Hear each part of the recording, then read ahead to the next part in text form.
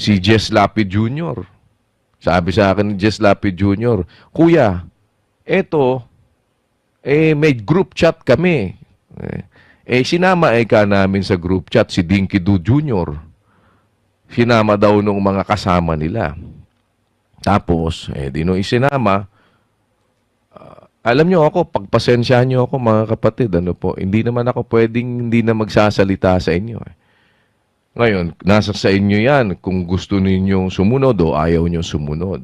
Pero ako, wawarningan ko kayo dahil meron na tayo pong mga reports na nakukuhang mga ganyan. Pag sabi sa akin,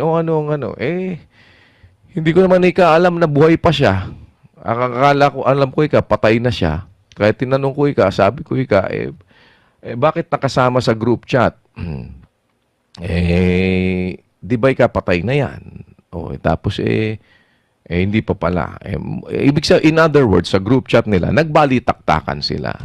To the point na magbalitaktakan, nung magbalitaktakan, ako magdamdam na kayo kung gusto nyo magdamdam, mga kapatid. Sasabihin ko ito dahil gusto ko magturo sa inyo. Tapos ayun, ibig sabihin, nakipagbalitaktakan na sila.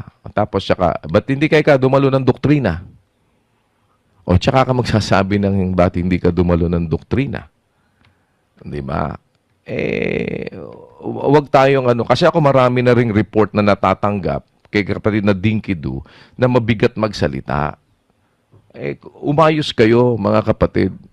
Hindi tayo dapat na umayos kayo. Kung gusto ninyong mapanuto sa paglilingkod sa Diyos, umayos kayo. Dahil kung hindi tayo aayos po ng paglilingkod, hindi tayo mapapanuto. Kung hindi ako magsasalita sa inyo, sino maglalakas ng loob magsalita sa inyo? Ang pangahas ninyo, kayo yung mga artista. Hindi po ganun. Huwag kayong mag-abuloy.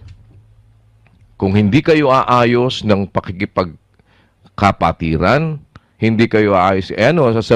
Sabi tuloy ng tao, iyan ba ay tinuturo sa inyo?